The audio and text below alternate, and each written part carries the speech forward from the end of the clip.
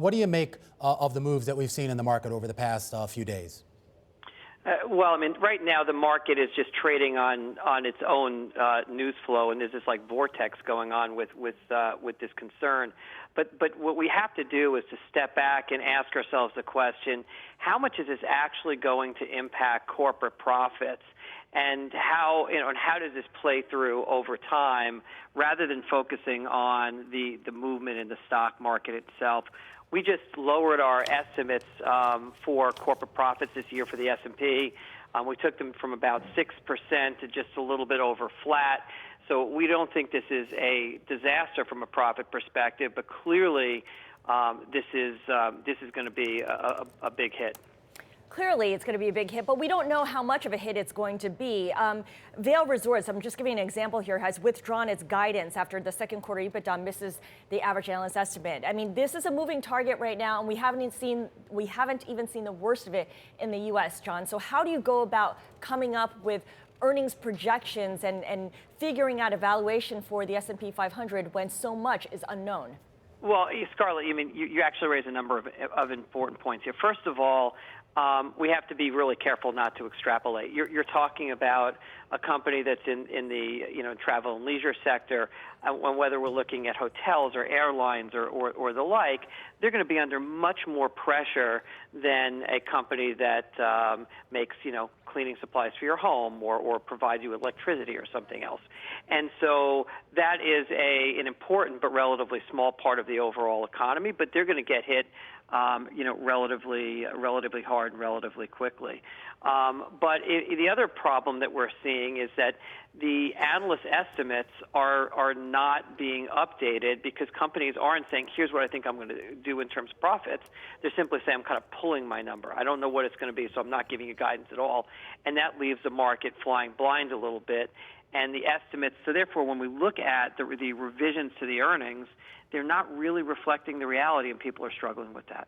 So, Jonathan, then, when you start to look ahead towards the end of the year, this idea that we are sort of flying blind here, not really knowing how companies are going to fare through this, at least not yet, do you get a sense here that there are enough sort of metrics out there, whether it's the economic data or the metrics we get out of the market, that are painting a full picture of what's wrong and what's right?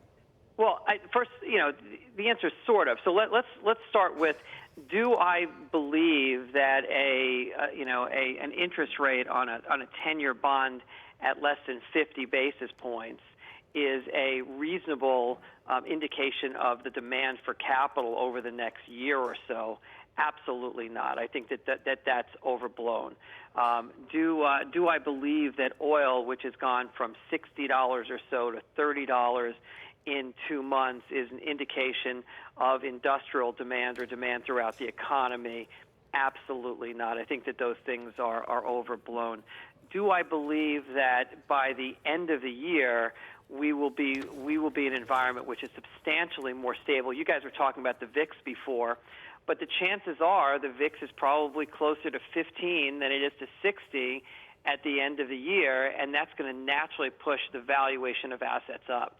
So I think that what we need to focus on is time frame. If we're trying to predict what happens tomorrow, very difficult. If we're trying to think what happens 6, 12, 18 months out from here, this is going to be a buying opportunity. It's the path between here and there that's really uncertain. Right, and it could get pretty painful. I mean, having said that, I know this is kind of an impossible question to answer, but I'll ask it anyway. Are there any numbers that look reasonable to you? You had mentioned that the 30-year yield, oil prices don't look like they reflect reality. There's a bit of panic going on there, but does anything right now look reasonable to you? Reasonable in what sense? As a that metric, they're trading or where they should be trading? Is the dollar trading where it should be trading? Probably not. I mean, it's just that we're having a hard time assessing things. Let me maybe tell you what the things that we're looking for that really will help guide us. What the real risk here is that this will turn into job losses or credit issues for small businesses. And right now, we're not really seeing strain. We're not seeing any strain yet, but that's mostly because this hasn't really had a chance to percolate. But all indications and kind of the consensus view is that if companies believe, as they do, that this is going to be somewhat temporary, whether it lasts for a month or 2 or 3, we don't know, but that this is temporary, and the labor market is so tight, the unemployment rate's 3.5%. Companies really don't want to lay off workers because they've had a hard time finding available labor. So companies are going to try to hold on to as long as they can. And if this resolves itself, the real key is, does it spill over into the jobs market? And right now, the consensus view is it will not. And that's really the difference between, and you were talking about it before, do we get a recession or not? If it spills over into the job market and it spills over into credit problems, you get a recession. If it doesn't, then we basically have a really ugly episode in the markets and in the economy, but we move through it in a reasonable way. And our view, at Credit Suisse, but I think that the consensus view among people on Wall Street is that we are not going down that uglier path. And so I'm looking for near-term indications of stress in those areas. So credit, jobs. And there's there's quite a number of economic indicators which you can follow that give you a sense of changes in those short-term, the short-term economics. Okay, I hear what you're saying about looking in the credit market, and it's something we'll get to shortly. But I want to just close out our conversation, Jonathan, by asking you what are some of the crowded positions that you see out there that still need to be unwound, that perhaps might be a little bit more difficult to do so because there is this rush for the exits. Scarlett, as I look at it, and we before I got on the line, we pull up on the Bloomberg terminal and we look at the stock price movement. So clearly today there's a huge move in energy and a big move in banks and materials.